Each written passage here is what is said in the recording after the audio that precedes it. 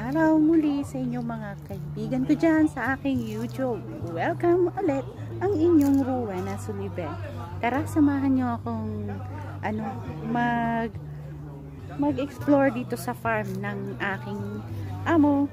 Dito tayo, papakita ko sa inyo na amaze ako paano sila mag-alaga ng strawberry. Kung sa Hebrew ay tudsade. Ayan, mga guys, kaya halika, samahan nyo ako. Alam nyo guys, yung parang na-amaze ako pag nandito ako sa farm dito sa Israel.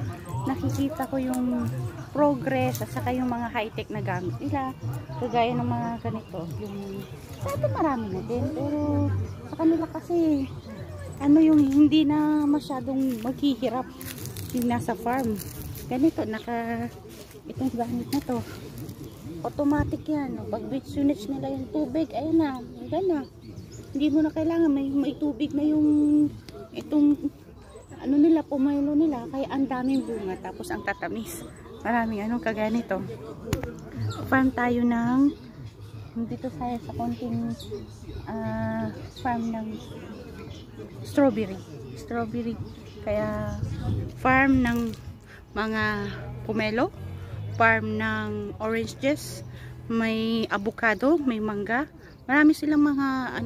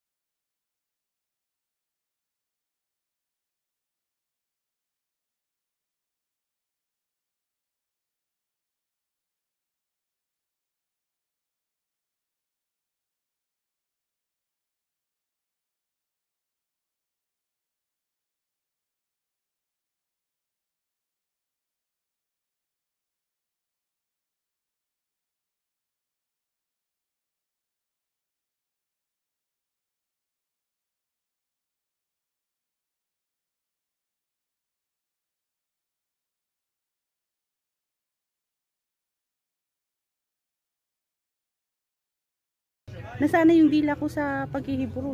Ayan, pero ang tagal nating hindi nag-live, tagal nating hindi nagpakita sa ating vlog, kaya na-miss ko kayo mga guys. Kamusta ang mga bawat kaibigan ko dito sa aking channel? Naka-shout out sa inyo, Tonay Takwa, shout out dyan sa Magsamit. Kamusta ang aking mga founder? Kamusta kayo dyan? Nakakamiss kasi tagal na nag-stop ang inyong host na si Rowena para magpakita, kaya mga videos lang muna. Kaya eto, parang lang natin, mag-enjoy muna tayo sa farm, relaxing. Itong kagandahan, thank you Lord, habang nagtatrabaho, na-explore natin ang Israel, natututo tayo ng mga bagong kaalaman, hindi lang sa pag-aalaga ng mga elders, natuto rin tayo sa agriculture na dapat i-adapt natin pag-uwi, turuan natin para multi-purposes tayo. Kailangan tayo maging multi-purposes. Yun, kailangan natin ng maging business-minded. Kailangan natin ng caring, mag-aalaga. Nasa field tayo ng caregiving. Pero kailangan pasukin natin balang araw ang pagiging farming, magsasaka, agriculture, lahat gusto kong sukan kasi nasa edad tayo ng pag-i-explore, nasa edad tayo ng lahat ng bagay walang permanente. Kailangan mong mag-explore, kailangan mong matuto. Kaya habang nandito tayo sa farm ng aking amo, nagiging mas mamatsyag, mas matuto at pag-aralan kung ano yung mas makakabilis, makakadami ng product, at yung strategy nila, kasi the best ang strategy yung mga agrikultura dito mga guys sa Israel. Kaya maraming mga kapwa nating mga kabataan ang nagpupunta dito sa Israel para mag OJT. Kaya ito yung pagkakataon natin na matuto, magtanong, at saka yung mga high-tech ang mga gawain. Kaya na-amaze ako talaga. Na-amaze ako, natutuwa ako at excited. Kasi balang araw hindi tayo forever na caregiver. Dating yung araw na uwi tayo sa Pilipinas, gagawin natin ganito, magtanim, yun ang pangarap ko, magtanim, magtinda, mag-explore, mag-enjoy ang buhay. At yung hindi na habang buhay namamasukan ka bilang OFW. Kaya kasi ang advice ko sa mga kapwa nating OFW, mas maging open-minded sa buhay, wag makontento, magtipid, mag-explore para matuto at gawin nating ang field ng ating mga trabaho. Hindi lang yan, kailangan natin mas maging malawak, mas open ang isip mo. Pwede kang mag-swap.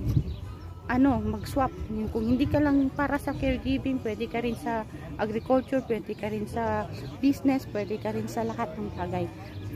Hindi ka dapat nakapix lang dyan na caregiver lang ako, katulong lang ako, yan lang kaya kong gawin. No.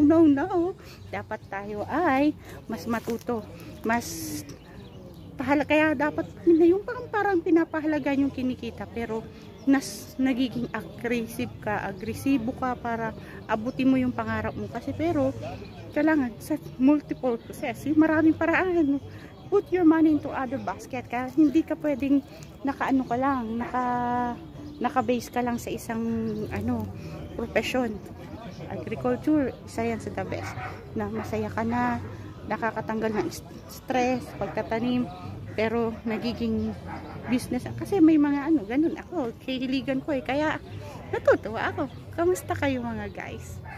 Na-miss ko kayong tunay. Ang inyong Rowena Sullivan ay unti-unting babalik sa pagiging YouTubers, unti-unting magbibigay ng experience at magbibigay ng ano yung nangyayari sa buhay ko. Ang daming drama, ang daming action, pero ang pinaka the best, natutong bumangon at lumaban sa buhay at huwag magpatalo sa anumang problema. Kaya pagdating ng araw, muli nyo akong makikita na magtutok-tok.